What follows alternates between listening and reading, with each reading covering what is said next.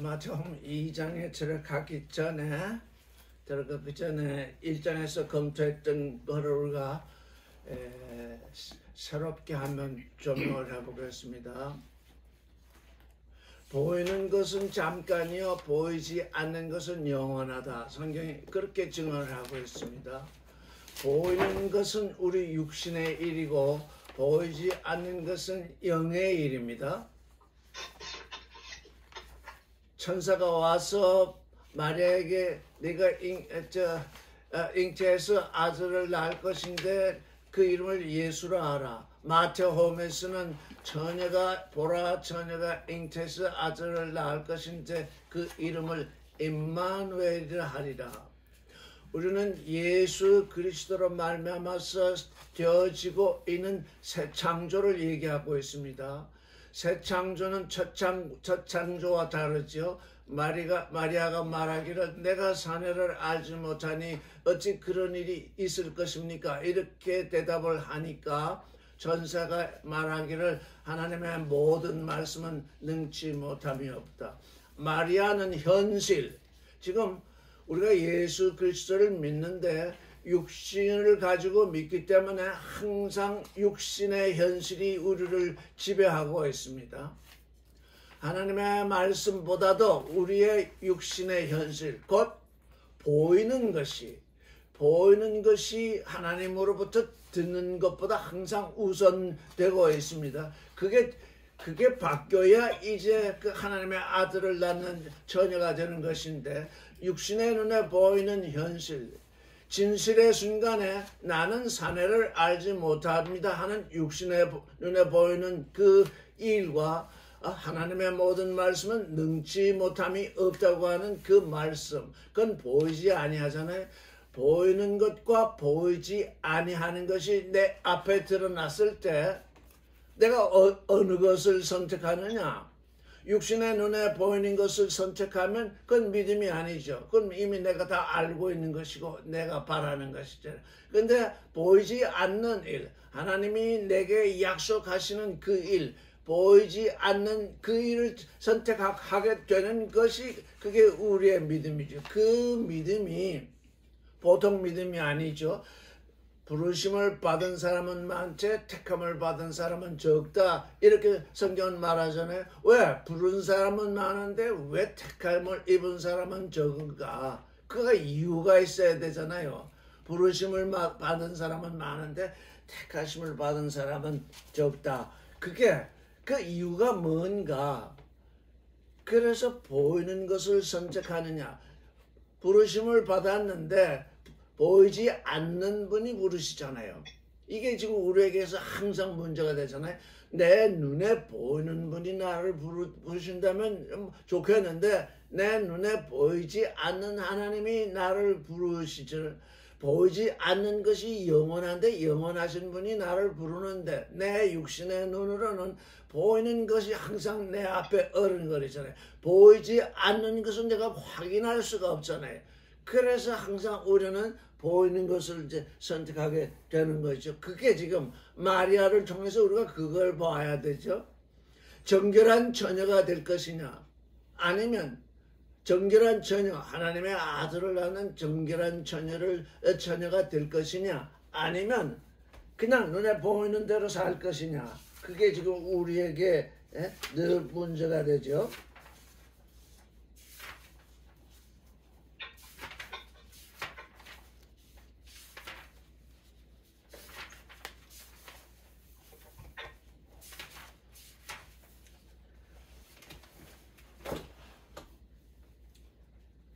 누가복음 11장 18절부터 19절을 한번 보겠습니다.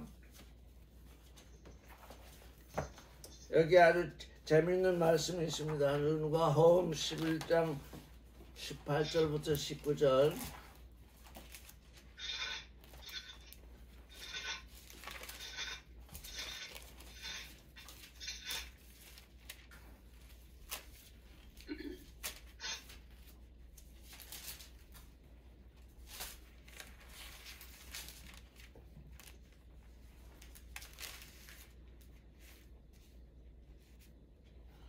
너희 말이 내가 바알세불을 힘입어 귀신을 쫓아낸다 하니 만일 사탄이 스스로 분쟁하면 그 나라가 어떻게 서겠느냐.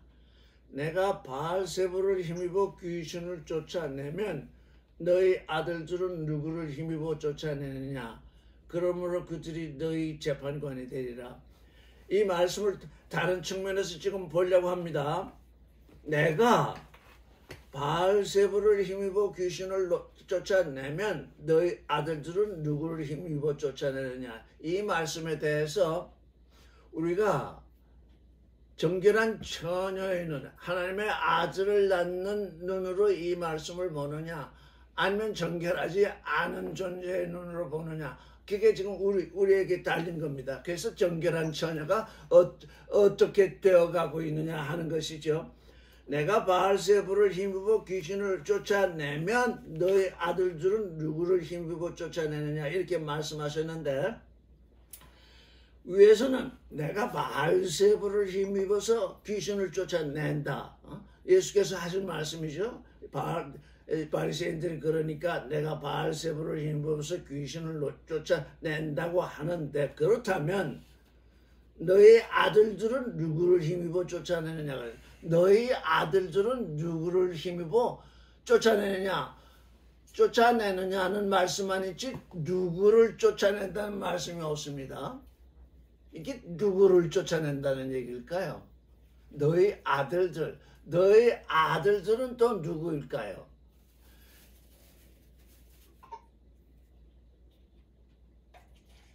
정결한 처녀에게서 낳은 아들을 말할까요? 다른 아들을 말할까요? 이게 다른 아들이죠.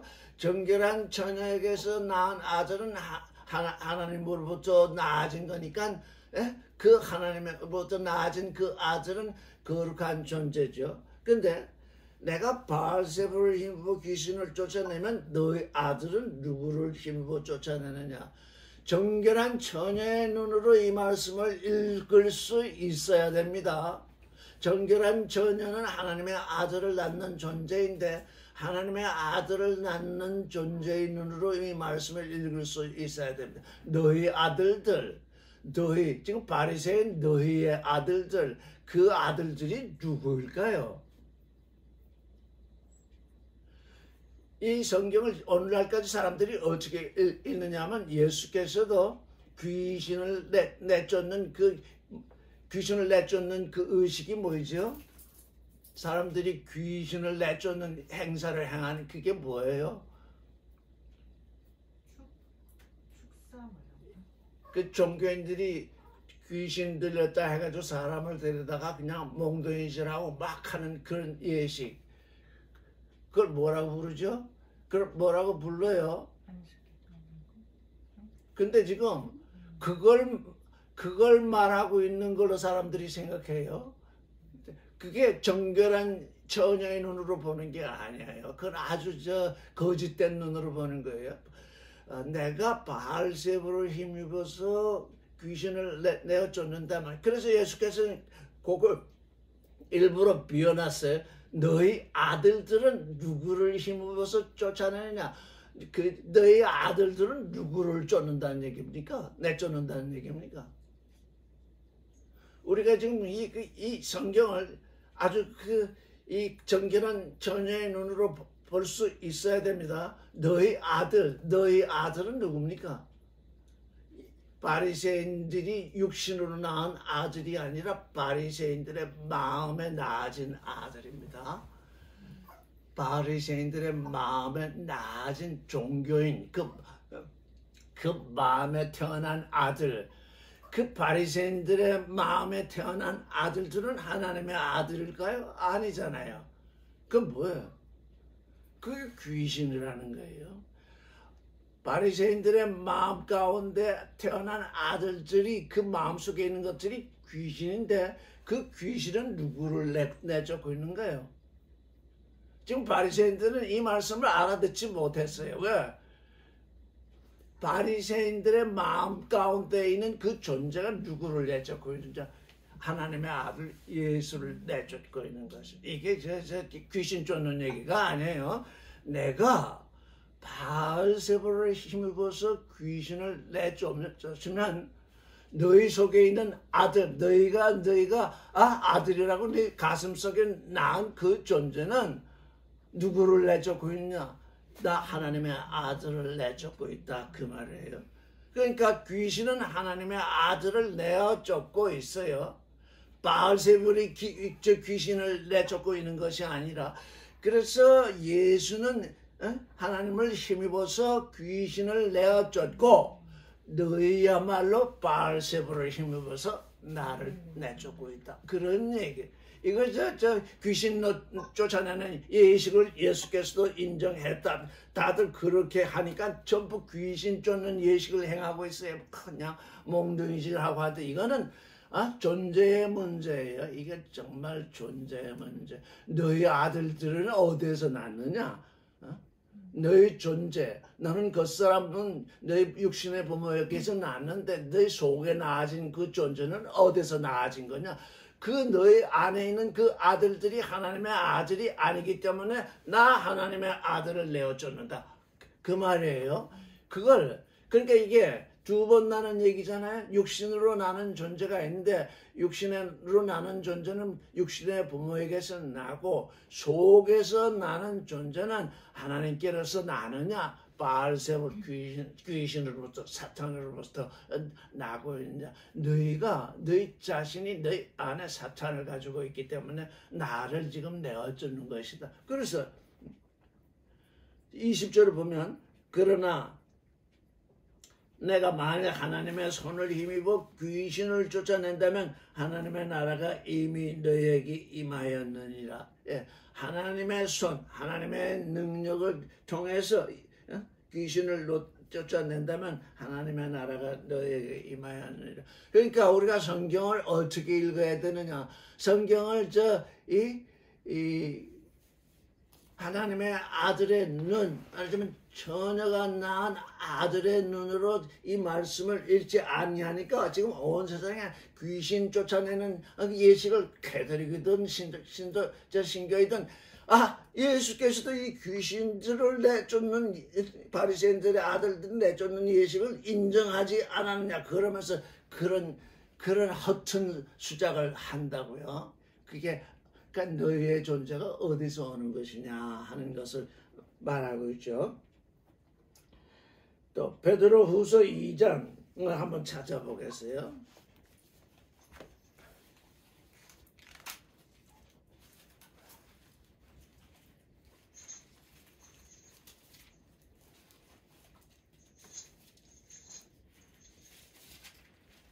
이 장 20절을 한번 보면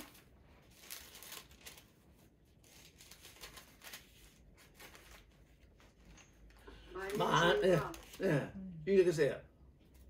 만일 저희가 우리 주 대신 구주 예수 그리스도를 알므로 세상의 더러움을 피한 후에 다시 그 중에 얽매이고 지면 그 나중 형편이 처음보다 더 심하리니 21절 의의 도를 안 후에 받은 거룩한 명령을 저버리는 것보다 알지 못하는 것이 도리어 저희에게 나으니라. 22절 참 속담에 이르기를 개가 그 토하였던 곳에 돌아가고 돼지가 씻었다가 더러운 구덩이에 도로 누웠다 하는 말이 저희에게 응하였도다. 예, 지금 이거 사도 베드로는 정말 지금 우리 정결한 처녀로 부름을 받은 이들에 대해서 뭐라고 하느냐? 세상의 더러움을 피했다. 세상의 죄를 사함 받았다. 근데 그리고 다시 그 중에 얽매인다. 그리고 거기서 지금 진다. 그런 일은 뭐와 같으냐면 개가 그 토하였던 것에 돌아가고 돼지가 씻었다가 더러운 구덩이에 도로 눕는 것 같다. 이게 뭐예요? 지금 우리가 지금 아주 경계해야 할 일이 이 종교인들의 일이에요. 종교인들도 깨끗함을 원하지 않는 것이 아니에요. 그런데 뭐예요? 더러움을 피한 후에 다시 그 중에 얽매인다 그 말이에요. 그것을 또 참 이제 예를 들어서 개가 뭘 먹다가 목에 걸려서 토합니다. 토하는데 토해놓고 또 잠시 후에 또 그걸 또 삼키려고 삼키다가 또 토하고 먹고 토하고 먹고 토하고 이게 지금 누구의 일이에요? 이게 종교인들의 일. 먹다가 못 먹으니까 이건 더러워서 못 먹겠네. 그러고서 토합니다. 잠시 후에 그걸 보니까 또 그게 또 먹음직스러워요. 그걸 또 먹어요. 또 먹다가 목에 걸려서 또 토해내. 먹다 토하고 하는 그 존재가 누구라는 거예요? 이게 종교인이라는 거예요.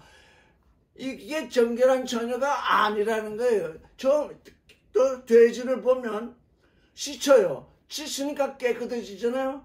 누구든지 씻으면 깨끗해져요. 주 예수께 죄사함을 받으면 깨끗해져요. 깨끗해졌는데 어떻게 된다는 거예요? 또 깨끗해졌다가 또 더러운 구덩이에 다시 눕는데요. 그러니 깨끗해졌다 누웠다 깨끗해졌다 누웠다 이 짓을 계속 반복한대요. 이게 정결한 처녀가 아니잖아요. 정결한 처녀는 그렇게 할 수가 없어요. 정결한 처녀는 그 정결을 유지하기 때문에 거룩한 영이 임해오시고 하나님의 능력이 덮어서 하나님의 그에게 아들이 낳아지는 건데, 그러니까 지금 우리가 뭘 알아야 되나요? 세례받고 침례받고 내가 구원된 줄 아는 사람들이 대부분이 그걸 알잖아요. 왜? 그 안에 그 속에 뭔가 조그마한 기쁨이 솟고 있잖아요. 왜? 내가 예수를 믿어서 이제 하나님의 아들이 되는구나. 처음 믿을 때 그런 기쁨이 없는 사람이 아무도 없어요. 근데 어떻게 된다는 거예요? 개가 토하였다가 돌아가고 돼지가 씻었다가 다시 죽는다는 거예요. 이게 정결한 존재가 되지 못하는 거예요. 부름을 받은 존재는 많은데 택함을 받은 존재는 적다. 뭐예요? 개처럼 살고 돼지처럼 산다 그 말이잖아요. 주님께 왔으면 정결한 처녀로 왔으면 하나님의 아들을 낳는 존재로 계속되어야 하는데 어떻게 개처럼 먹었다가 토하고 먹었다가 토하면 돼지처럼 씻었다가 돌아가고 씻었다가 돌아가느냐? 모든 종교인들이 지금 이 짓을 하고 있어요. 여러분 눈으로 한번 상상을 해보세요. 우리가 종교인으로 있었을 때 행하던 거, 어느 날 예배 보다가 정말 기쁨이 와서 정말 하나님께 구원된 것이 참으로 기쁘다. 그러고 나서 하루쯤 지나가면 또 세상으로 돌아가 버려요. 아예 예배 끝나고 점집에 가요. 왜? 이게 지금 뭡니까? 종교인이라는 건 다른 것이 아니라 짐승의 형상을 하고 있다는 거예요. 개도 짐승이요, 돼지도 짐승이잖아요. 씻기는 씻어요. 못 먹을 건 뱉어요. 그때는 뭐가 되는 것 같아요? 그런데 조금 하면 또 그걸 또 도로 삼켜요. 조금 하면 또 웅덩이에 들어가요. 그게 지금 예수 그리스도를 말미암아서 마리아를 통해서 우리에게 계시되는 일. 너희는 이제 처녀가 잉태해서 아들을 낳을 것인데 그게 임마누엘이다. 처녀가 잉태해서 아들을 낳는 것은 하나님이 너와 함께 계신다는 뜻이다. 근데 바리새인들처럼 너희 아들들은 누구를 의지해서 누구를 힘입어서 나를 쫓아내느냐? 하나님의 아들들. 세례받고 침례받고 하나님의 아들이 되었다고 하는 존재들이 지금 종교인으로 머물러 있어서 지금 하나님의 아들이 되라는 이 말씀, 하나님의 말씀, 이 거룩한 말씀을 다 내뱉어버리거든요. 이건 믿을 것이 못된다. 그 얘기하는 사람들은 전부 이다이다. 지금 그러고 있잖아요. 그래 어떻다는 거예요?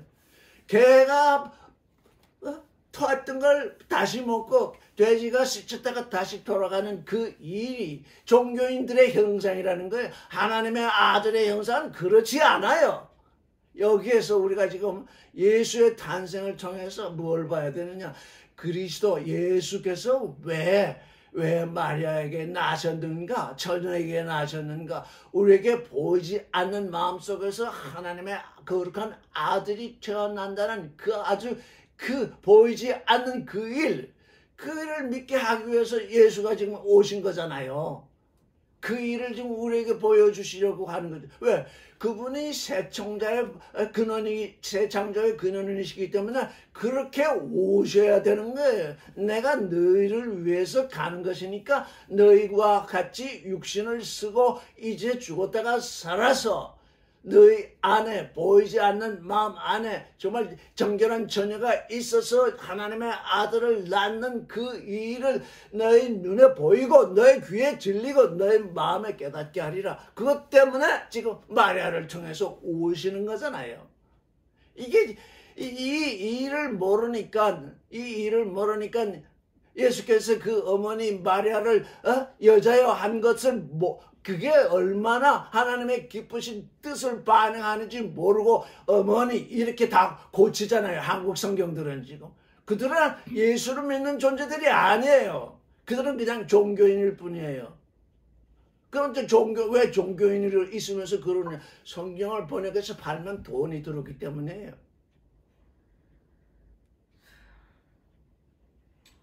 정결한 처녀, 영적으로 정결한 처녀. 정말 이 정결한 처녀가 되는 이 일을 믿는 존재가 경이로운 믿음을 가진 존재.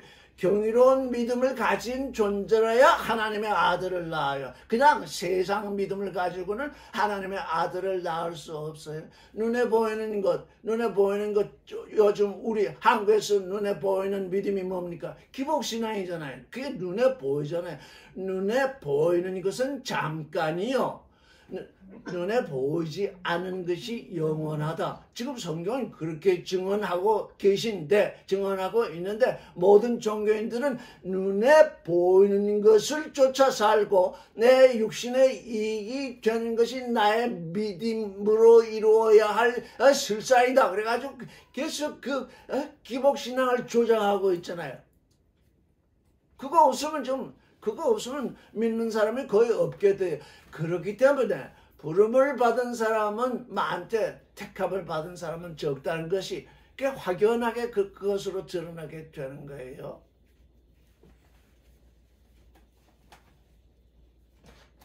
자, 마태복음으로 다시 돌아가겠습니다.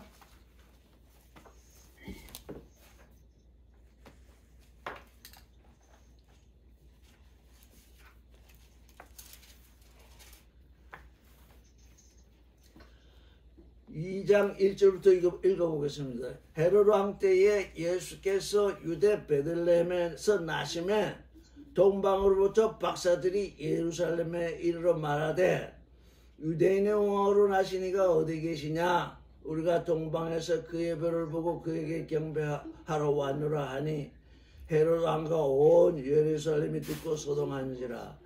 왕의 모든 대제사장과 백성의 서기관들을 모아 그리스도가 어디서 나겠느냐 물으니 이르되 유대 베들레헴이오니 이는 예언자로 이렇게 기록된 바 또 유대 땅 베들레헴아 너는 유대 거울 중에서 가장 작지 아니하도다. 내게서 한 다스림자가 나와서 내 백성 이스라엘의 목자가 되리라 하였습니다. 이에 헤롯이 가만히 박사들을 불러 별이 나타난 때를 자세히 묻고 베들레헴으로 보내며 이르되 가서 아기에 대하여 자세히 알아보고 찾거든 내게 고하여 나도 가서 그에게 경배하게 하라. 박사들이 왕의 말을 듣고 갈새 동방에서 보던 그 별이 문득 앞서 인도하여 가다가 아기 있는 곳 위에 머물러 있는지라. 그들이 별을 보고 매우 크게 기뻐하더라. 집에 들어가 아기와 그의 어머니 마리아가 함께 있는 것을 보고 엎드려 아기에게 경배하고 보배합을 열어 황금과 유황과 모략을 예물로 드리니라. 그들은 꿈에 헤롯에게 돌아가지 말라 하시 시험을 받아 다른 길로 고국에 돌아가니라. 헤롯 왕 때 지금 이 동방의 박사들은 지금 별을 연구하던 사람들입니다. 이 동방의 박사들이 누구일까? 사람들이 이렇게 말을 해보고 저렇게 말을 해봅니다. 이스라엘이 바벨론에 사로잡혀 가 있을 때 다니엘이 아주 유명한 그 박사였습니다. 그래서 유대의 그 예언서들이 거기에 퍼져 있었기 때문에 그들 중에 그 유대의 예언서를 알고 있는 사람들이었을지 모른다. 뭐 이런 얘기들이 있습니다. 어쨌든 간 별을 보고 찾아왔습니다. 이 별은 우리의 소망을 징조하고 있습니다. 캄캄한 밤에 별이 떠 있는 것은 우리의 소망을 징조하고 있습니다. 우리의 믿음과 우리의 소망과 우리의 사랑, 이 세 가지를 말한다면 믿음은 달이요, 소망은 별이요, 사랑은 태양입니다. 이렇게 비유할 수 있습니다. 그래서 그 캄캄한 시대에 동방박사 세 사람이 그 별을 쫓아서 유대로 지금 그 유대인의 왕으로 나신 이를 찾아서 왔습니다. 그들이 유대에 왔습니다. 그들이 올 때는 그냥 온 것이 아니라 별을 찾아왔습니다. 별은 소망을 말하고 있습니다. 우리가 이제 예수 그리스도를 찾아 나설 때 처음에 때 뭘 찾아서 나서느냐? 소망을 찾아서 나섭니다. 하늘에 있는 별처럼 이 캄캄한 밤을 비추는 그 별. 예수 그리스도는 새벽별입니다. 그 새벽별을 쫓아서 그 새벽별이 마음 가운데 떠오르면 그 새벽별을 쫓아서 지금 그리스도를 향해 나아가고 있습니다.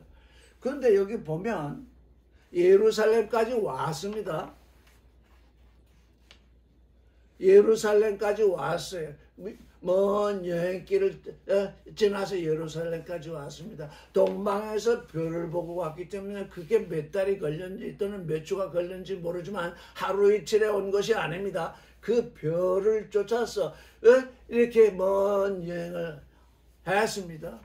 우리가 지금 별을 쫓아서 예수 그리스도를 쫓아서 먼 여행, 그게 10년일지 20년일지 모릅니다. 먼 여행을 해서 지금 베들레헴에서 나섰는데 지금 베들레헴이 아니라 지금 어디까지 왔습니까? 예루살렘, 베들레헴 가까이 있는 예루살렘에까지 왔습니다. 그 먼 여행을 통해서.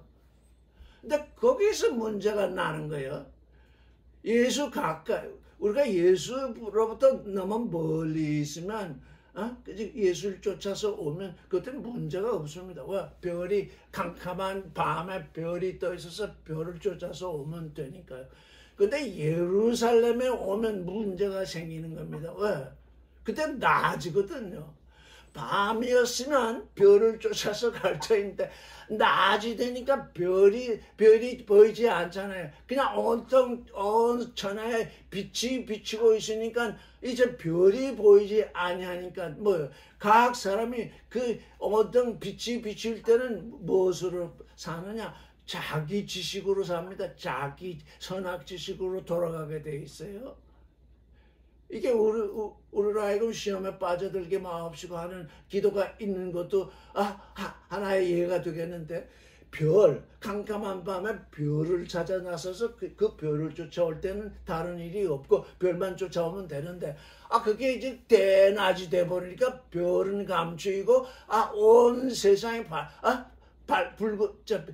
빛이 비치입니다. 근데 그 빛이 비치울 때 예수 그리스도의 사랑의 빛 속에 머물지 아니하고 자기 지식의 빛 속에 머무는 것이 그 인생들의 약점입니다. 모든 사람들이 그러합니다. 모든 사람이라고 하면 어폐가 있겠는데, 그리스도를 쫓아서 온 사람들이 그리스도의 빛으로 말미암아서 이제 자기 지식의 빛 속으로 들어가게 되는 일이, 인생들이 이 그리스도를 쫓다가 참으로 당하는 그런 시험 가운데 하나입니다. 예루살렘에 왔더니 나아집니다.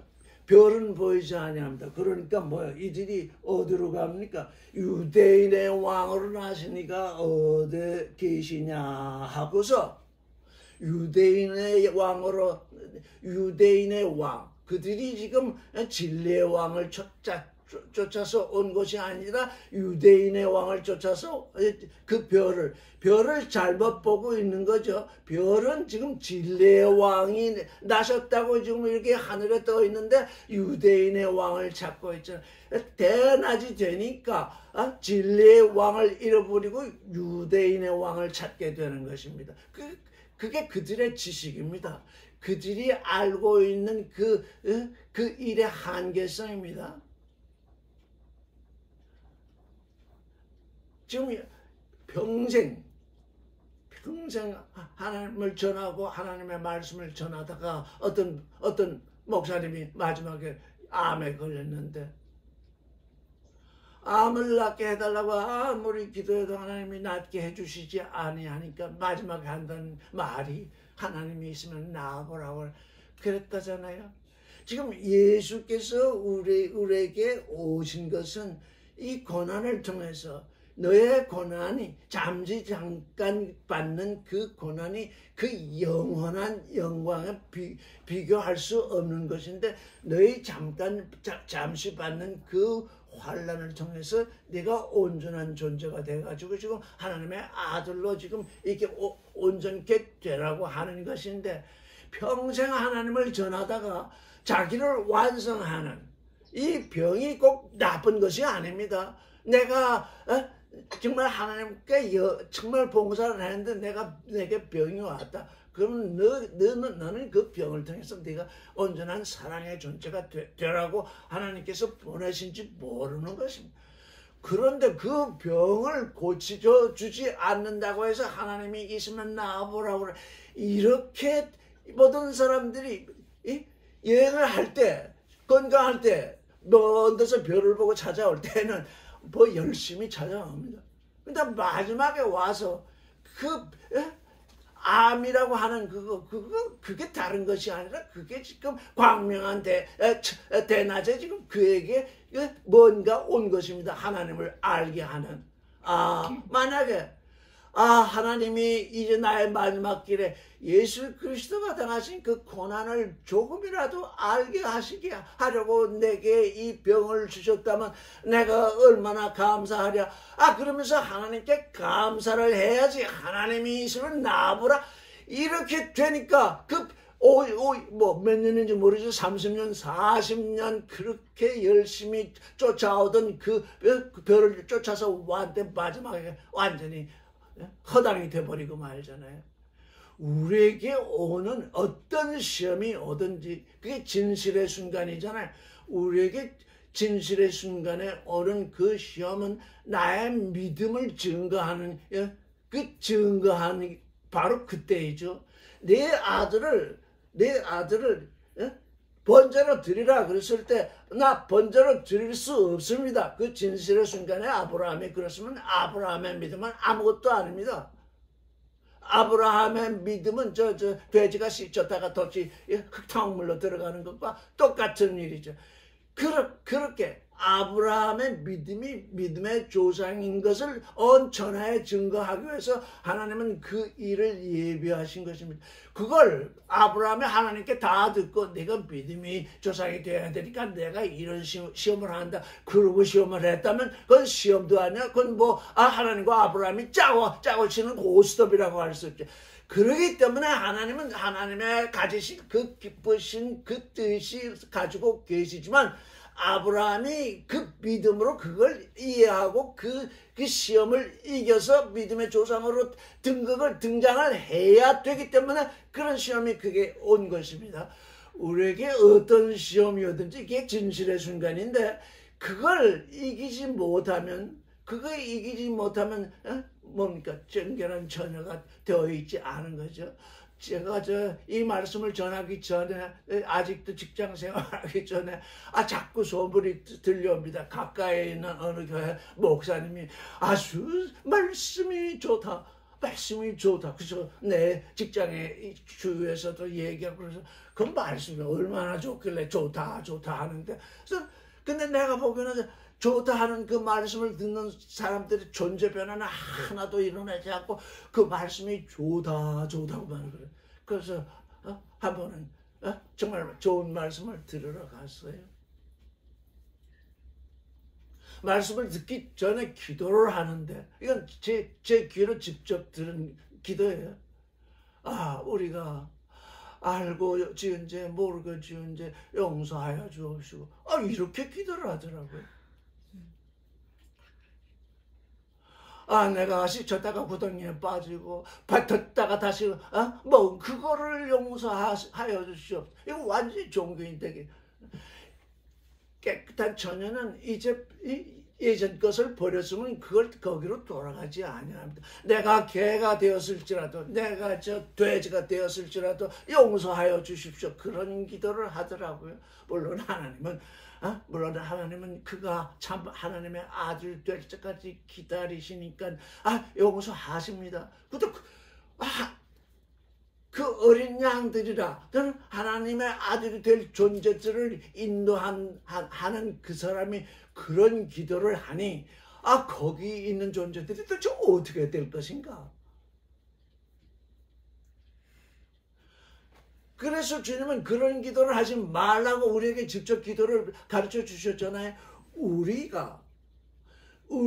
죄진 자를 사하준 것 같이 우리의 죄를 사하여 주옵시고, 우리가 예수 그리스도 안에 들어오기 전까지는 우리가 알고도 죄를 짓고 모르고도 죄를 짓습니다. 그것도 죄에 대해서 우리가 이제 분명히 다시 한번 확인해야 되는데, 죄를 짓습니다. 근데 그 죄는 예수 그리스도의 십자가로 말미암아 다 사해졌습니다. 그래서 우리가 정결한 처녀가 된 것입니다.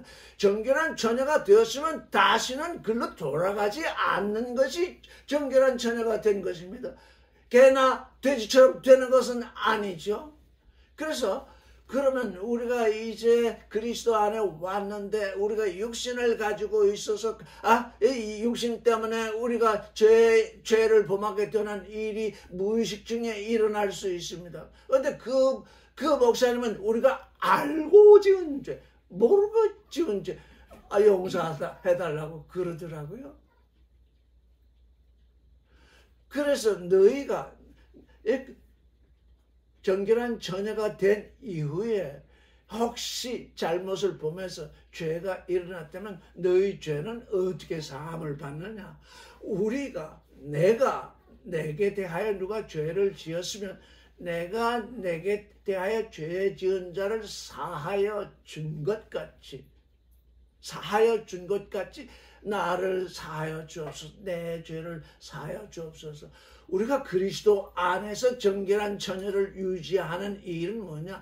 내게 누가 죄를 지었는데 그 사람을 용서하는 것이 내 죄가 없어지는 일입니다. 하나님께 사함받는 일. 그래야 정결한 처녀로 계속될 거다니겠어요. 누가 내게 죄를 지었는데, 어느 사람이 우리에게 죄를 지었는데 그걸 움켜쥐고 용서 못한다, 그러면 이미 정결한 처녀 상태에서 벗어난 것입니다. 그래서 이걸 이렇게 너무 어렵게 우리가 생각할 것이 아니라 각 가정생활에서 각 조그만 범위의 생활 속에서 우리의 감정을 사하고 하는 일이 매일 아니면 아주 자주 일어납니다. 내가 하지도 않은 그 일에 대해서 내가 타박을 당한다든가, 내가 욕을 먹는다든가, 그러면 나의 감정을 상하게 됩니다. 육신을 가졌으니 잠시 감정을 상할 수 있습니다. 그런데 주님의 기도를 생각하면 우리가 우리에게 죄 지은 자, 그건 죄도 아니죠. 사실은 나의 감정을 상했을 뿐이죠. 우리가 우리의 감정을 상한 존재를 사하여 줄 수 없다면, 죄까지도 안 가고 그 감정 상한 것조차 사해 줄 수 없다면 그 정결한 처녀로 머물러 있는 것이 아닙니다. 그러니 우리가 정결한 처녀가 된다고 하는 이 일은 뭐냐? 너무나 경이로운 일입니다. 이건 세상 사람들이 생각해 볼 수도 없고 생각하지도 않았고 또 그 일을 이루려고 하지도 않는 그 일입니다.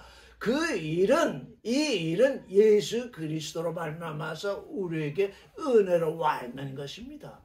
이 은혜, 그저 성경이 66권이 돼서 우리 눈에는 지금 많은 것 같이 보이는데 몇 가지로 정리해보면 4가지밖에 안 됩니다. 너희는 사랑으로 사는 존재라야 한다. 너희는 생명으로 살아라. 너희는 거룩으로 살아라. 진리로 살아라. 이 4가지가 지금 우리에게 와 있는, 하나님께서 우리를 정결한 처녀로 살면서 하나님의 아들을 낳는 그 일을 지금 우리에게 베풀어 주신 것입니다. 그러니 정결한 처녀, 하나님의 아들을 낳는 어머니, 이미 어머니가 되면 그건 모성애가 생겨야 되잖아요. 모성. 자기 주위에 있는 사람들이 어려서 어떤 일에 대해서 자꾸 나를 괴롭힌다 할지라도 나는 모성, 아기를, 하나님의 아들을 낳은 그 사람으로서 얼마든지 용서할 수 있고 용납할 수 있어야 하잖아요. 근데 이게 우리 머리로는, 한번 들은 머리로는 생각해 볼 수 있는데 머리에 있는 것이 이 가슴으로 내려오지 않아요. 항상 머릿속에 머물러 있어요. 그래서 사랑 얘기가 나오면 가슴속에서 나오는 것이 아니라 머리에서 그냥 담박하다고, 사랑은 온 세상에서 사랑으로 얘기하는 그 사랑이 내 머리에 다 들이셔가지고 그게 나옵니다. 그건 지식입니다. 그 지식으로는 우리가 우리에게 죄 진 자를 사하여 준다고 하는 그 가슴 속에서, 그 실존 속에서 나오는 그 용서가 나올 수 없어요. 왜 그게 나와야 되느냐? 그게 나오지 않으면 우리는 이미 개로 돌아갔거나 돼지로 돌아가고 있다는 거거든요. 왜 사랑으로 용서를 받고 사랑 속에 네가 들어와 있으면 거기서 머물러야지 왜 딴 데로 나가느냐? 그게 정결한 처녀가 아니라는 거잖아요. 이 우리의 정결, 이거는 아주 간단하면서도 아주 너무 심오한 거죠. 우리의 가슴 속에 그게 늘 남아 있어야 되죠. 여기 동강에서 박사들이 별을 보고 이렇게 찾아왔습니다.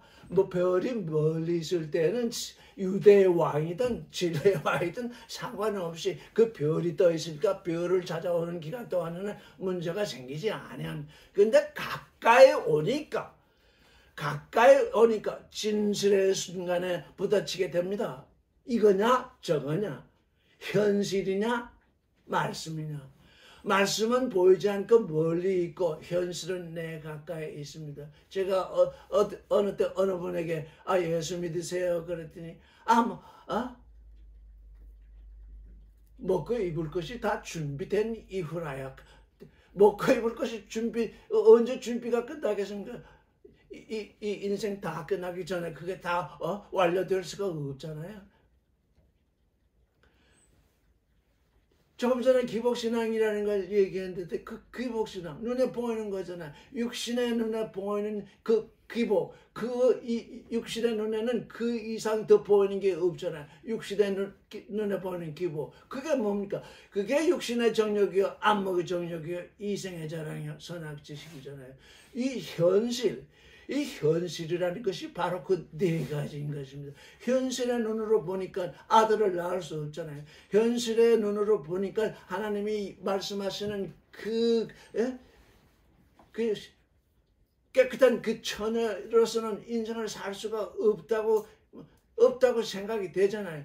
그래서 어떤 선택을 하느냐? 하나님의 말씀 대신 자기 현실을 선택하는 게 종교인들의 입장이잖아요. 근데 저는 이제 여러분을 종교인에서 하나님의 아들로 옮겨왔다고 선언을 했으니까 이제 진실의 순간에 누구를 선택해야 되느냐? 하나님의 말씀을 선택하는데 그 말씀이 공허한 말씀이냐?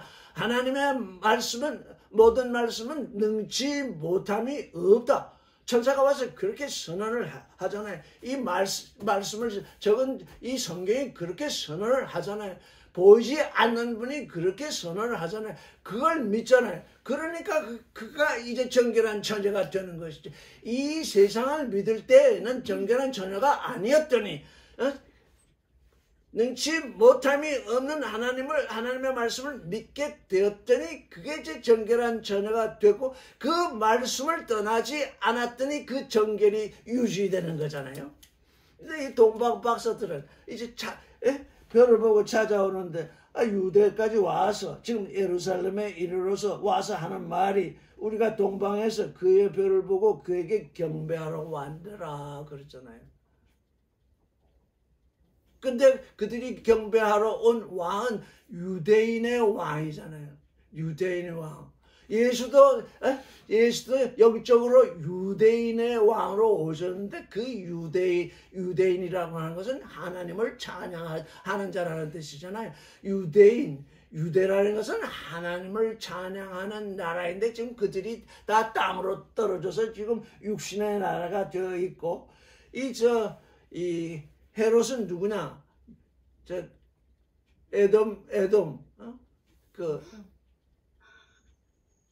에돔이 변해서 지금 이두메인이 된 거예요. 에돔의 후손이에요. 에서의 후손이라고요. 에서의 후손이 유대의 왕이 되어 있는 거예요. 그래서 헤롯 왕과 온 예루살렘이 듣고 소동하니라. 그럴 수밖에 없죠. 지금 헤롯 왕가에는 아들이 낳아진 적이 없는데 유대인의 왕으로 누가 다른 사람이 낳았다고 하니까 뭐요? 헤롯 왕가를 다 해쳐버릴 유대 왕가를 헤롯 왕가를 멸망시킬 다른 왕이 낳았다는 뜻이잖아요. 그러니 헤롯 왕과 온 예루살렘이 듣고 소동하지 않을 수가 없잖아요. 근데 이 소동은 사실은 소동이 될 일이 아니었잖아요. 진리의 왕을 찾아왔으면 그 별이 머물러 있는 그곳까지 진리의 왕을 찾아갔으면 이 헤롯 왕가로 찾아가지 않았을 것이고, 그렇다면 헤롯과 온 예루살렘이 소동할 일이 없는 그 일이 소동거리가 된 거잖아요. 그래서 어떻게 되는 겁니까? 우리가 이 말씀을 잘못 알고 잘못 전하면 온 세상에 소동거리가 되죠. 요즘 예배를 봐야 되는데 예배를 보지 못하게 한다고 해서 온 세상에 지금 소동이 일어나고 있는데, 예배라는 건 뭡니까? 영 안에서, 진리 안에서 하나님과 소통하는 것인데, 대면 예배를 해야 된다. 서로 사람이 사람 얼굴 보는 종교인의 예배, 그건 하나님이 원하시는 게 아니잖아요. 대면을 하려면 하나님과 대면을 해야 되는데, 그 일은 모르고 사람들이 모여서 웅성거리는 그걸 우리가 해야 된다. 그게 하나님이 기뻐하신다.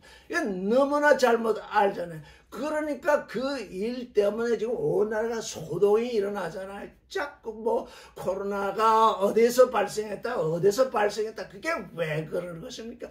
하나님과 영과 진리 안에서 소통하는, 예배하는 그 일이 전개되지 않냐고 사람이 모여서 웅성거리는 그 일 때문에 이게 지금 온 세상이 지금 소동이 나고 있는 거죠. 왕의 모든 대제사장과 백성의 서기관들을 모아 그리스도가 어디서 나겠느냐 물으니, 그리스도가 어디서 나겠느냐 물었어요. 누구한테?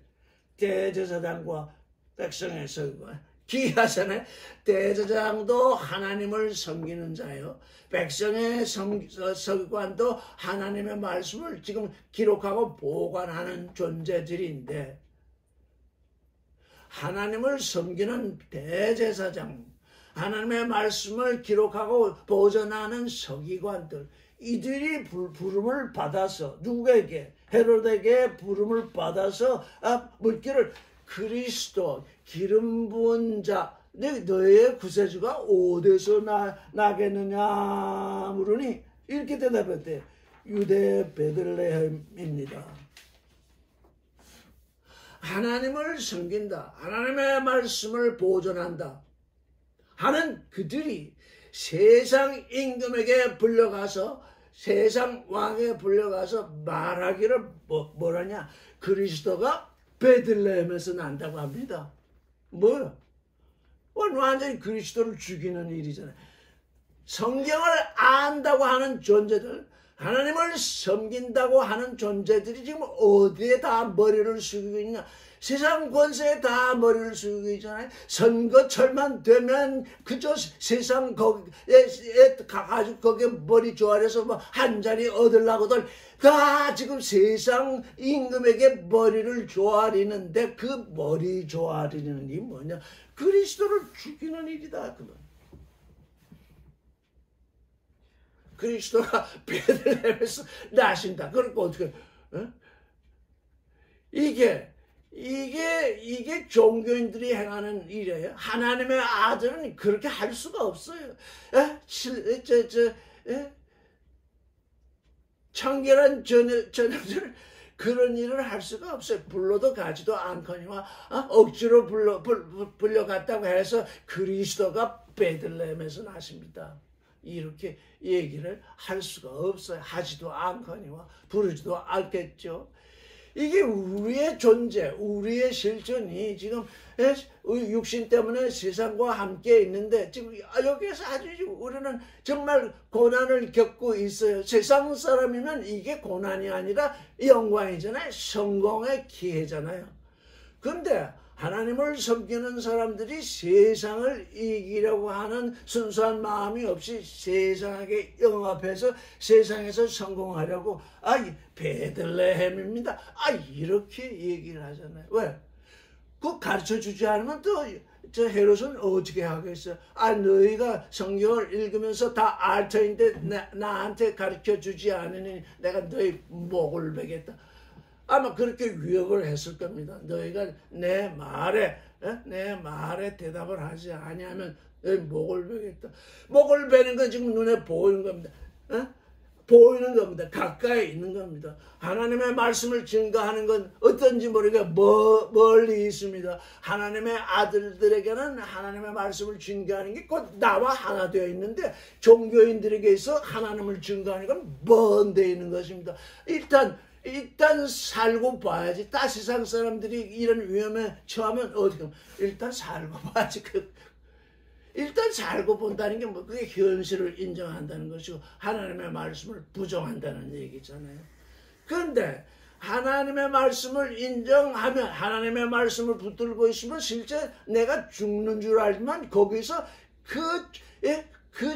죽을 그것에서 하나님이 나를 살려내시거든요. 반드시 그러하십니다. 그러하지 않을지라도 이 순결한 자녀들은 그럴 수 없습니다. 느부갓네살 왕이 우상에게 절하라 하니까 사르락과 메삭과 아벤누고는 그 풀무불 속에 들어가는데 그들이 하는 말이 우리 야훼 하나님이 우리를 지켜주실 것이요. 거기가 제 1차의 믿음입니다. 우리를 지켜주실 것이다. 그러하지 않을지라도 우리가 불무불에 터져서 죽을지라도 그러하지 않을지라도 우상에게 절할 수 없습니다. 항상 우리는 이런 질문에 부딪힙니다. 네가 불무불에 들어가면 금방 타서 죽을 터인데 하나님을 섬기겠냐? 모든 사람들이 육신의 죽음을 두려워해서 거기서 다 세상에게 순종합니다. 나는 순종할 수 없습니다. 대부분 정말 믿음이 충실하다고 하는 사람들은 거기까지 나아갑니다. 나는 할 수 없습니다. 그런데 정말 네가 그러겠느냐? 내 목을 잘라다 이럴 때 그들이 이제 그 진실의 순간에 다 보이지 않는 하나님을 배반하게 되죠. 그런데 예수께서는 뭐라고 말씀하셨습니까? 그 나라와 그 의를 먼저 구하라 그랬잖아요. 지금 정결한 자녀들은 그 나라와 그 의를 먼저 구합니다. 그리고 이 세상 것은 구하지 아니합니다. 왜? 그것을 먼저 구하면 그 다른 것은 더하여 주시리라고 이렇게 주님이 약속하셨기 때문에 그런데 이 세상 종교인들, 정결하지 않은 처녀들은 그 나라와 그 의는 나중이고 내가 먼저 구할 것은 먹을 것, 입을 것, 살 것이다. 그쪽을 먼저 구합니다. 그러니까 하나님의 나라와 하나님의 의는 도무지 알 수가 없게 됩니다. 그래서 부르심을 받은 사람은, 많게 택함을 받은 사람은 항상 적게 되어 있는 것이, 우리가 육신의 눈에 보이는 것을 선택하느냐, 우리 눈에 보이지 아니하는 하나님의 말씀을 선택하느냐. 마리아가 주의 말씀대로 되어지이다, 주의 여정이오니, 그렇게 얘기한 것은 보이지 아니하는 하나님을 그 진실의 순간에서 택했잖아요. 그래서 이제까지 이 마리아는 뭘 증거하고 있어요? 순결한 처녀가 하나님의 아들을 낳는다고 하는 그 일, 우리의 순결한 마음에 하나님이 말씀으로 하나님의 아들을 낳는다고 하는 그 일의 증거자가 되어 있잖아요. 새 창조의 첫 번째 증거자가 그 마리아잖아요.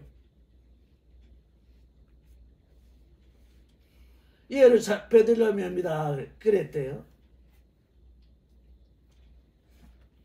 그래서 헤롯이 가만히 사람들을 불러서 나타난 때를 자세히 묻고 베들레헴으로 보내면서 가서 악에 대해서 자세히 알아보고 찾거든 내게 보여 나서 그에게 경배하라. 근데 지금 역사 연구하는 사람들, 신학자들은 역사 연구를 많이 하고 있습니다. 역사 연구하는 사람들에 의하면 이 헤롯 왕은 BC 4년에 죽었대요. BC라는 게 뭐죠? BC?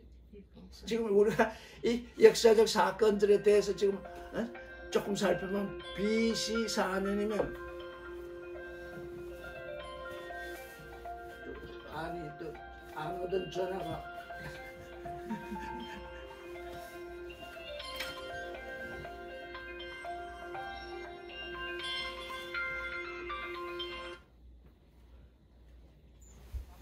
잠시 네 아직 알았어 보냈죠?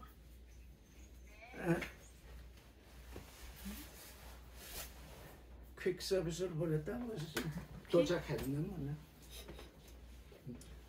여기 지금 어디까지 얘기했죠? BC. BC 4년에 예수가 헤롯이 죽었대요. BC는 Before Christ예요. BC라는 게 기원전. 그 희한하잖아요. 기원전 BC 4년이면 기원전 4년인데 기원전 4년에 헤롯이 죽었대요. 그러니까 지금 우리가 가지고 우리 역사가들이 지금 이 말하는 이 역사 얘기가 지금 잘못되는 거죠. BC 4년에 헤롯이 죽었으면 예수는 BC 4년 전에 오셨다는 얘기잖아. 그렇죠? BC 4년에 헤롯이 죽었으니까 예수를 죽이려고 하다가 BC 4년에 죽었으니까 예수는 그 전에 오셨는데 이 역사적으로는 뭐냐? 예수가 오신 때가 BC의 서기의 기원인데 지금 그렇게 돼 있다는 거예요. 그래서 BC 4년에 죽었으면 예수가 오시는 BC 4년 전일 거잖아요. 뭐 BC 5년일 수도 있고 BC 6년일 수도 있어요. 자, 그러면 별이 언제 나타났을 거예요? 별이 예수 동방에서 박사들이 별을 보고 찾아왔으니까 적어도 예수가 베들레헴에 나시기 전에 하늘의 별이 먼저 떴다는 거잖아요. 이걸 뭘 말? 소망의 별은 이미 먼저 하늘에 떠 있다는 거예요. 지금 우리 이 성경은 뭘 말하는 거예요? 이 소망의 별에 대해서 얘기하고 있잖아요. 여러분 각자의 소망의 별, 우리가 믿기는 지금 오늘 여기서 믿는데 여러분에게 지금 비치고 있는 그 빛은 언제부터 떠 있다는 거예요? 오래전부터 떠 있다는 얘기예요.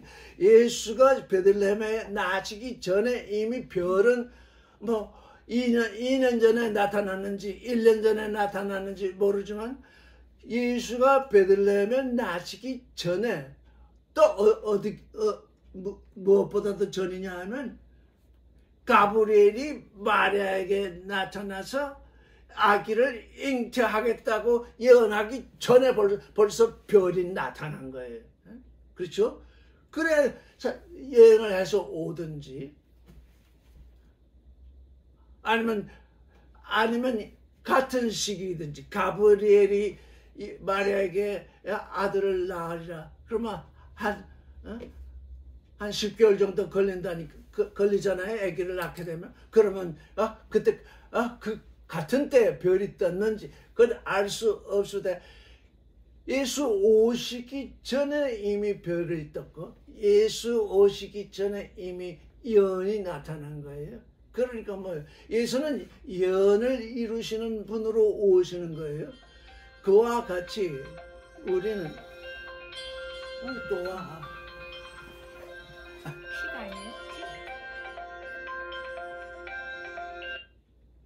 여보세요? 뭐 가져오셨나? 예, 그런가 보네. 예, 나갈게요.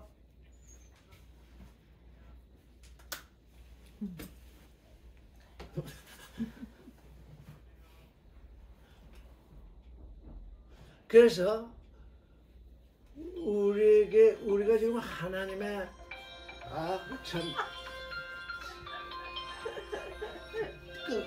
끊어버렸어. 어딘지 받을게. 제가 받을게요. 여보세요? 네네. 퀵인가요? 어디세요? 그러니까 우리에게 지금 와 있는 이 하나님의 말씀은 우리가 태어나기도 전에 우리에게 대해서 지금 예언을 하고 있는 거예요. 육신으로 온 존재들이 하나님의 부름을 받아서 하나님의 아들을 낳을 것인데 그건 지금 예언이 된 것이 아니라 이미 그리스도로 말미암아 하나님으로 말미암아 되어진 일인 거예요. 이 일을 이루는 존재들이 하나님의 아들이니까 우리 종교인들은 머물러 있을 수가 없어요. 왜? 나에 대한 예언이 이미 나와 있는데 그 예언을 이루는 정결한 자녀로서 하나님의 아들을 낳는 그 부르심이 먼저 지금 나와 있는데 그 일을 이루지 아니하고 무슨 기복신앙을 따라서 지금 땅에서 뭘 주세요 이렇게 할 수가 없는 거예요. 이게 우리는 지금 이 일을 잘 알고 지금 이제 나아가야 되겠어요. 그래서 헤롯이 지금 그들을 베들레헴으로 보내면서 아기에 대해서 자세히 알아보고 가서 찾거든 내게 경배하라. 나도 가서 경배하게 하라 그러잖아요.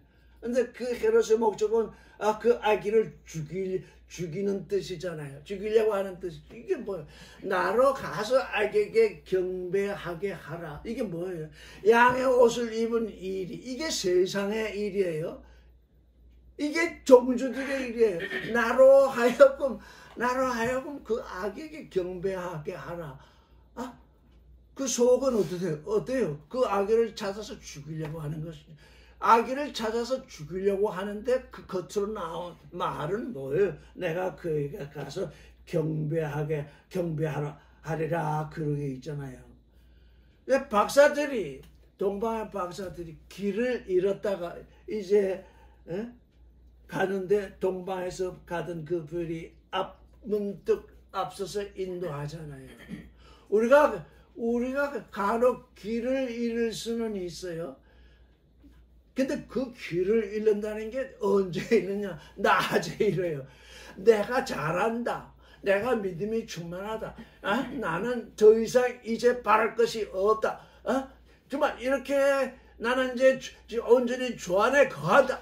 뭐 이렇게 자만으로 가득 차 있을 때 그게 자기 빛이죠. 그 빛이 그 자기 빛으로 충만할 때 내가 길을 잃어요.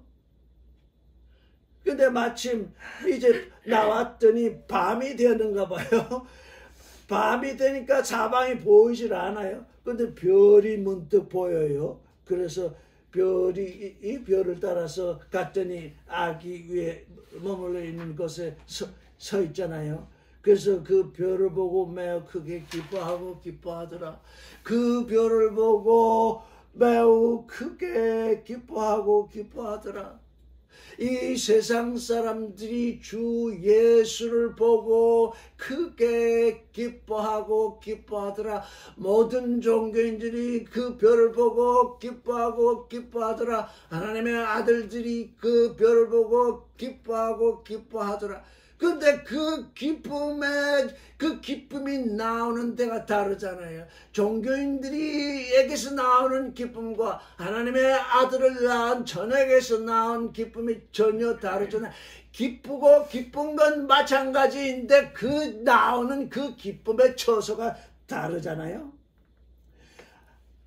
집에 들어가 아기와 그 어머니 마리아가 함께 있는 것을 보고 엎드려 아기에게 경배하고 보배압을 열어 황금과 유황과 모략을 예물로 드렸다. 이게 세상의 왕.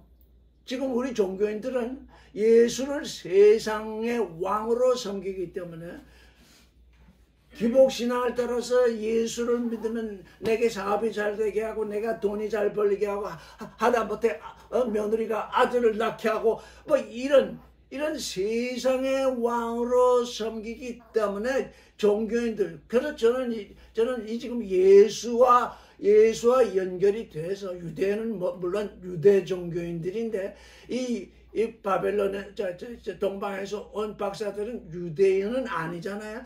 이 유대인이 아닌 사람들이 예수께 와서 어린 아기에게 경배를 했는데 황금과 유향과 모략을 드렸대요.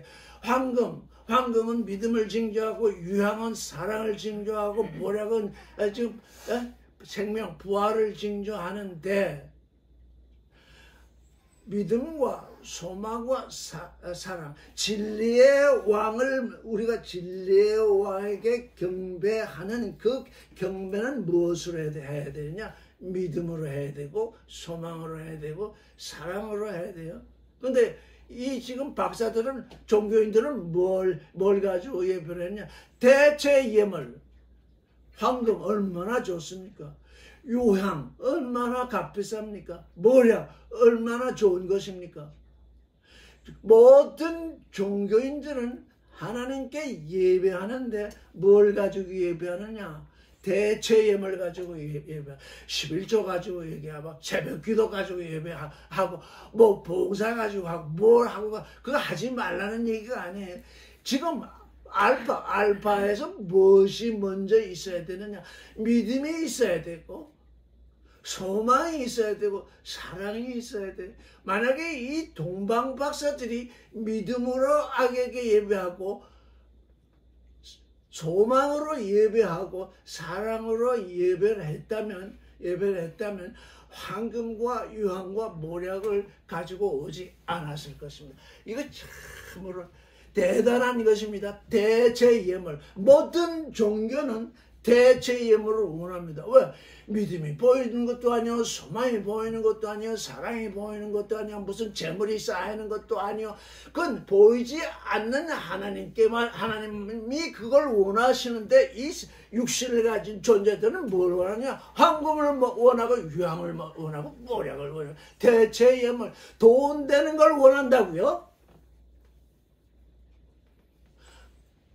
우리가 사람이 모이면 무엇이 필요해서 돈도 좀 쓰이고 하는데 그건 둘째입니다. 이 육신을 가졌기 때문에 그게 조금 필요해서 그걸 쓰는 것이지, 하나님과 대면할 때 하나님이 황금을 가져오너라, 유황을 가져오너라, 모략을 가져오너라, 그건 하나님께는 전혀 도움이 되지도 않거니와 하나님이 요구하지도 않고 하나님이 돌아보지도 않는 것입니다. 그런데 육신을 쓴 이 종교인들은 뭐냐? 믿음 대신 네 믿음이 있느냐? 넌 돈을 가져와야 된다. 네가 사랑이 있느냐? 유황을 가져와야 된다. 내가 생명이 있느냐? 모력을 가져.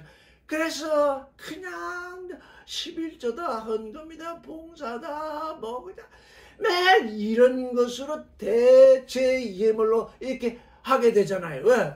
하나님과 대면해서 예배하는 것이 아니라 저희끼리 예배를 하니까 그게 더 중요해지는 거죠. 이게 우리가 하나님을 믿는다고 하는 존재들이 깨끗한 처녀에서 그렇지 않은 존재로 타락하는 이유는 뭐냐? 내려가는 이유는 뭐냐? 우리가 육신을 써서 이 보이는 것을 자꾸 유혹이 되기 때문에 보이는 것은 잠깐이요. 보이지 않는 것은 영원하다. 이렇게 성경이 말씀을 하셨을지라도 이 인간들은 자꾸 보이는 것에 끌린다고요. 그래서 이들이 가져온 예물은 유대왕에게 가져온 것입니다. 진리의 왕에게 드리려고 했으면 믿음을 가져오고 소망을 가져오고 사랑을 가져와서 그 예물은 그와 함께 써야 하니까 그 진리의 왕을 떠나갈 수가 없습니다. 진리의 왕이니까 진리의 왕과 함께 있는 믿음, 진리의 왕과 함께 있는 소망, 진리의 왕과 함께 있는 생명, 그게 그들을 살리는 거지. 황금, 유황, 모략을 가지고 와서 사는 것이 아니잖아요. 그래서 이게 종교인이 드리는 세 가지 대체 예물이잖아요. 황금, 유향, 모략. 그걸 아무리 잔뜩 가져올지라도 세상의 사람들은 그걸 좋아할지 모르지만 하나님은 그건 나와 상관이 없다 그러시잖아요. 나는 그걸 도무지 원하지 않는다. 그것 때문에 그들이 황금과 유황과 모략을 가져오게 된 이유도 뭡니까? 유대인의 왕을 만나기 위해서 왔기 때문이잖아요. 그들이 진리의 왕을 만나기 위해서 왔더라면 그런 예물을 가져오지 않았을 텐데 유대인의 왕, 육신을 쓴 왕들은 그런 걸 좋아하기 때문에 그걸 예물로 가져온 것이잖아요. 그들은 꿈에 헤롯에게 돌아가지 말라 지시함을 받아 다른 길로 고국에 돌아가니라.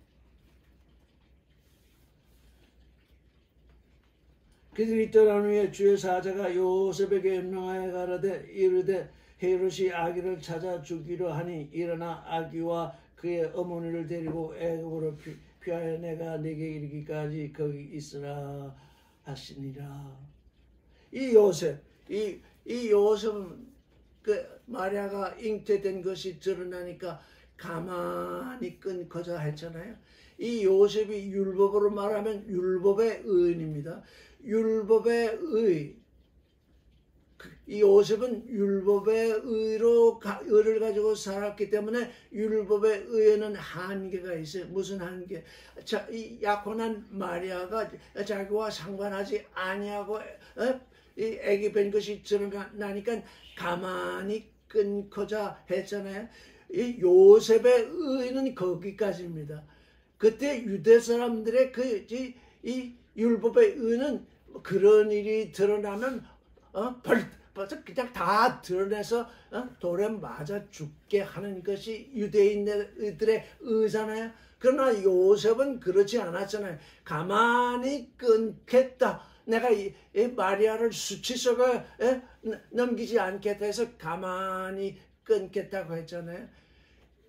율법으로 가진 의의 극한, 한계가 끝까지입니다. 그러나 우리 주님 예수의 의는 뭡니까? 죄 없이 사신 그 몸을 죄인들을 위해서 이 십자가에 못 박혀 죽으셨잖아요. 십자가는 두 나무로 되어 있죠. 십자가는 두 나무로 되어 있어요. 뭐 두 나무로 만들 수도 있고 뭐 다른 무엇으로 만들 수도 있는데 하여간 예수께서 지신 나무는 두 나무로 되어 있어요. 두 나무, 두 기둥. 우리가 장식을 통해서 에덴 동산을 조명하면 거기에 두 나무가 아주 눈에 띄게 드러나 있어요. 선악을 알게 하는 나무, 생명나무. 선악을 알게 하는 나무는 뭔가요? 먹지 말라는 나무잖아요. 생명나무는 뭔가? 먹으라는 나무잖아요. 우리 인생들에게 누구? 하나님의 아들이 되는 인생들, 하나님께 부름을 받아서 선택되는 존재들에게 지금 두 나무가 세워져 있어요. 하나는 선악을 알게 하는 나무, 하나는 생명나무. 너는 선악을 알게 하는 나무로부터는 먹지 말라. 선악을 알게 하는 나무부터는 먹지 말라. 어느 나무에 열매가 맺혀 있는데 그 나무의 열매를 먹지 말라 하는 것은 뭡니까? 욕심을 죽이라는 것입니다. 육신의 정욕, 안목의 정욕, 이생의 자랑, 선악지식. 그게 뭡니까? 그 하나님의 동산에서는 육신의 정욕, 안목의 정욕, 이생의 자랑, 선악지식. 이걸 하나님의 동산에서는 이걸 먹지 않는다. 이것에 대해서는 죽어 있다. 그래야 무엇에 대해서 산다고요? 생명나무에 대해서 산다. 생명으로 산다. 그래서 십자가는 두 나무인데 하나는 죽는 나무이고 하나는 사는 나무입니다. 예수께서 십자가에 죽으신 것은 죄에 대해서 죽었잖아요. 죄. 인생들의 죄를 대신해서 죽었잖아요. 그래서 죄에 대해서 죽은 나무요. 인생들을 다시 살게 하셔야 되기 때문에 인생들을 살게 하는, 부활케 하는 생명나무. 그래서 두 나무가, 에덴 동산에 두 나무가 있었듯이 예수도 두 나무 위에서 지금 죽으셨어요. 하나는 죽는 나무요, 하나는 사는 나무다. 너희는, 그러니까 정결한 처녀는 두 나무를 한꺼번에 취하는 나무, 존재일 수가 없어요. 정결한 처녀, 하나님의 아들을 낳는 처녀는 한 곳에서는 죽고 한 곳에서 산다. 육신에 대하여 죽고 영에 대해서 산다. 죄에 대해서 죽고 의에 대해서 산다. 그래야 정결하다. 죄에 대해서도 살고 의에 대해서 살고 그건 아무것도 아니죠. 그게 정결한 처녀일 수 없어요. 그래서 성경은 여기저기서 이제 말씀하시기를 육체와 함께 정과 욕심을 십자가에 못 박았다 그러잖아요. 육체와 함께 정과 욕심. 우리가 육체가 있잖아요. 육체 안에 정이 있잖아요. 뭘 자꾸 움켜쥐는 그 욕심. 육체와 함께 정과 욕심을 십자가에 못 박았다 하는 것은 뭘 말하느냐? 그게 못 박히면, 사람들이 십자가에 못 박히면 그냥 식물이 인간이 돼가지고 그냥 죽어버리는 것처럼 생각하는데 그게 아니라 육체와 함께 정과 욕심을 십자가에 못 박으면 사랑과 생명과 거룩으로 부활한다는 뜻이잖아요. 예수의 십자가는 뭡니까? 죽음인 동시에 부활이잖아요. 죄에 대해서 죽고 의에 대해서 사는 거잖아요. 그런데 종교인들도 두 나무를 가지고 있잖아요. 그 귀하죠. 종교인들도 두 나무를 가지고 있어요. 어떻게? 죄에 대해서 살고 의에 대해서 죽는 나무는 두 나무를 가지고 있어요. 왜? 하나님의 아들들, 이 정결한 처녀들은 죄에 대해서 죽고 의에 대해서 사는 두 나무를 가지고 있는데 종교인들은 뭐냐? 죄에 대해서 살고 의에 대해서 죽는 나무를 거꾸로 가지고 있어요. 왜? 그게 인생들이 바라는 눈에 보이는 것이. 인생이 이 주님의 십자가가 우리 눈에 보이기는 하지만 우리 육신의 눈에 보이도록 십자가가 드러나 있지만 정결한 처녀는 영의 눈으로 죄에 대해서 죽고 의에 대해서 사는 그 영의 십자가를 바라보고 있는데 육신의 종교인들은 죄에 대해서 살고 의에 대해서 죽는 그 나무를 바라보고 그냥 예수 믿기 전에는 그냥 미신 그냥 한국 사람이 가지고 있는 그 기복관 그걸 따라서 그냥 그럭저럭 살아왔는데 예수를 믿으니까 더욱더 그 기복관이 이제는 기복신앙으로 바뀌어가지고 예수를 믿으니 내가 죄에 대해서 잘 살게 해주십시오. 예수를 믿었으니 의에 대해서는 내가 아예 죽어버리겠습니다. 이렇게 지금 우리의 믿음이 완전히 변화돼 버린 거예요. 왜? 우리가 전통적으로 가지고 있는 그 복에 대한 것, 한국 사람이 가지고 있는 전통적인 5가지 복이 뭐냐? 건강하게 살고 부유하게 살고 오래 살고 딱 한 가지 잘 살고 죽을 때 잘 죽고 그게 지금 오복이거든요. 이 오복인데 우리 이 성경이 뭐로 와 있냐? 복음으로 와 있다 이게. 그러니까 이 성경이 왜 안 읽히느냐? 이게 복소리잖아요. 내가 다 알고 있는 거잖아요. 오래 살고 건강하게 살고 잘 살고 또 뭐였죠? 덕스럽게 살고 잘 죽고 그건 내가 원래 아는 건데 뭐 성경이라고 있어가지고 거기서 그걸 어떻게 찾을 필요도 없는 거예요. 그래서 이게 좋은 소식 하면 너무 글자가 많은 것 같아서 2자로 줄였더니 그게 호음이 되잖아요. 호음, 복음, 복소리냐 좋은 소식이냐 이게 전혀 다른 거예요. 하나님은 우리에게 하나님의 아들이 되는 정말 하나밖에 없는 유일한 좋은 소식, 하나님의 아들 되는 소식을 우리에게 딱 전해주는데 이 좋은 소식을 받는 사람은 이 세상에서 5가지 복을 누리는 그 소식으로 지금 받고 있잖아요. 그래서 이제 우리가 종교인으로 남느냐 하나님의 아들로 유월하느냐. 종교인은 하나님의 아들이 될 수 있습니다. 유월할 수 있습니다. 얼마든지 거기서 돌이켜서 이제 나는 종교인으로 머물 수 없다. 나는 이제 종교인이 될 수 없다. 하나님의 아들이 되어야 된다 그러면 그 순간 주의 말씀대로 되어지이다 하는 그 순간 하나님의 아들로 넘어올 수 있습니다. 그런데 하나님의 아들은 종교인이 될 수 없습니다. 하나님의 아들이 만약에 종교인으로 넘어간다면 아까 우리가 인용했던 대로 토했던 걸 다시 먹는 개가 되는 것이요 찢었다가 다시 웅덩이에 빠지는 돼지가 되는 것입니다. 그래서 종교인들은 이제 하나님의 말씀을 듣고 마리아처럼 주의 말씀대로 되어지이다 하는 그 믿음을 따라서 이제 하나님의 아들의 길로 들어설 수 있으나 하나님의 아들이 된 자가 다시 짐승이 될 수는 없는 거잖아요. 이게 지금 우리에게 와 있는 새 창조의 호흡입니다. 새 창조. 우리가 짐승의 형상을 가지고 하나님의 형상 안에 지금 짐승의 모양을 이루고 있었으나 이제 하나님의 모양을 이루겠다 하니까 짐승을 내게서 십자가에 못 박아서 내보내야 되는 것입니다. 육체와 함께 정과 욕심을 십자가에 못 박는다는 것은 내 안에 있는 짐승을 십자가에 못 박아서 내보내는 것입니다. 그래서 황금과 유황과 모략을 대체 예물로 드렸습니다.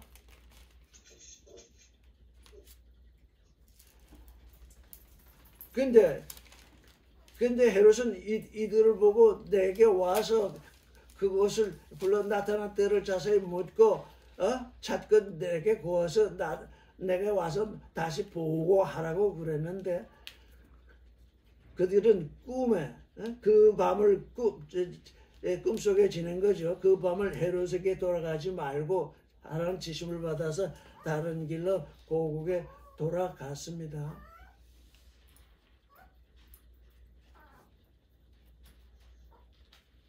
참 기이하죠. 자기 백성을 구원하러 오신, 특별히 이 당시에는 야훼 하나님을 알던 족속은 유대 족속밖에 없어요. 이스라엘밖에 없었어요. 다른 나라들, 다른 족속들은 다 다른 우상, 다른 신들을 섬기고 있었어요. 자기 백성을 구원하러 오신 그 메시아, 그 아직 애기로 오셨는데 그가 어디로 피난을 가게 돼요? 애굽으로 피난을 가잖아요. 지금 그 시대 상황을 보면 유대가 중간에 있고 애굽이 남방에 있고 저 바벨론이나 파사 저 동방이 저 북쪽에 있습니다. 북쪽에 있는 나라들은 지식의 세계를 말하고 유대 나라는 마음의 세계를 말하고 애굽은 배의 세계, 이렇게 지금 셋으로 이렇게 바라볼 수 있어요. 지금 가슴의 세계에 있어. 가슴의 세계에서 하나님의 아들을 낳는 가슴의 세계에 와서 지금 거기에서 지금 구원의 일을 행하실 그분이 아기로 오셨는데 그가 지금 생존의 세계로 지금 생존의 세계로 피난을 갔어요. 왜? 그도 어리니까 그 생존 세계를 지나서 나오셔야 되는데 그 유대 땅에서는 헤롯이 그를 잡아서 죽이려고 하니 죽어서는 메시아의 일을 할 수 없잖아요. 그래서 애굽으로 지금 피난을 가게 되는 거죠. 헤롯이 죽기까지 거기 있었는데 주께서 예언자를 통해서 말씀하신 바 애굽으로부터 내 아들을 불렀다 함을 이루려 합니다. 그랬어요. 여기 애굽으로부터 처음에 제가 성경을 잘 모를 때 애굽으로 불렀다니 애굽으로부터 내 아들을 불렀다 이렇게 되어 있어서 이게 무슨 말씀인가? 애굽으로부터 부른 거 아니라 애굽으로 불러내신 거 아닌가 이렇게 생각을 했었어요. 근데 나중에 보니까 그가 애굽으로 내려가셨다가 생존 세계로 내려가셨다가 다시 마음의 세계로 다시 불러냄을 받는 그 일을 한꺼번에 얘기가 되는 거죠. 우리 모두 지금 딱 이 육신으로 태어날 때 어디에 태어나느냐? 애굽에 태어나거든요. 생존 세계에 태어나거든요. 생존 세계에 태어난 사람들을 어디로 불러내시느냐? 마음의 세계로 다시 이제 불러내시잖아요. 우리가 마음의 세계로 불러냄을 받았는데 그 마음의 세계가 하나님의 말씀이 이루어지는 마음의 세계가 아니고 선악 지식이 이루어지는 그 머리의 세계로 또 우리가 잘못 밟아 들어갈 수 있어요. 그래서 말씀이 육신이 되는 그 세계, 그 마음의 세계로 불러냄을 받았다. 이게 뭐 때문에 그러냐면 원래 유대인들이 애굽에 내려갔다가 종살이 하다가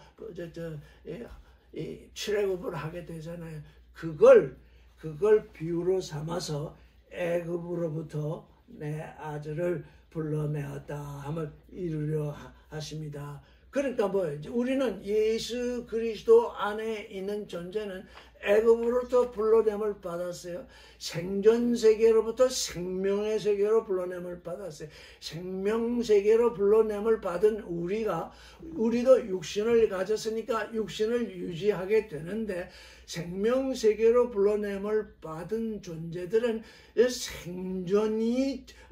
생존을 먼저 구하는 존재가 아니라 그 나라와 그 의와 그 나라를 먼저 구하는 존재가 된다는 거죠. 그게 처녀의 일이에요. 이제 우리는 우리 육신의 먹거리를 중심으로 살았는데 그 육신의 먹거리는 부차적인 것이고 이제 하나님의 의와 하나님의 나라를 구하는 그 첫째 것을 구하라. 그 첫째 것을 구하게 되면 그 다음 것은 너희 육신으로 너희가 이 땅에 왔으니 너희 먹고 마실 것은 다 하나님이 더해 주실 것이다. 이건 예수님께서 직접 말씀하신 거예요. 우리가 이제 그 나라와 그 의를 구할 때 내게 육신으로 먹고 마실 것이 더해지는 거, 이건 당연히 그렇게 될 일이에요. 근데 그걸 앞세우면, 진실의 순간에 먹거리를 앞세우고 하나님의 의를 뒤로 돌리면 아무것도 이루어질 수가 없는 거예요. 그게 뒤집히는 것, 그게 바뀌는 것이 맞으면 이 정결한 처녀가 자기의 정결성을 계속 유지하는 그 일이라 할 수 있습니다. 자, 오늘은 여기까지 얘기하겠습니다.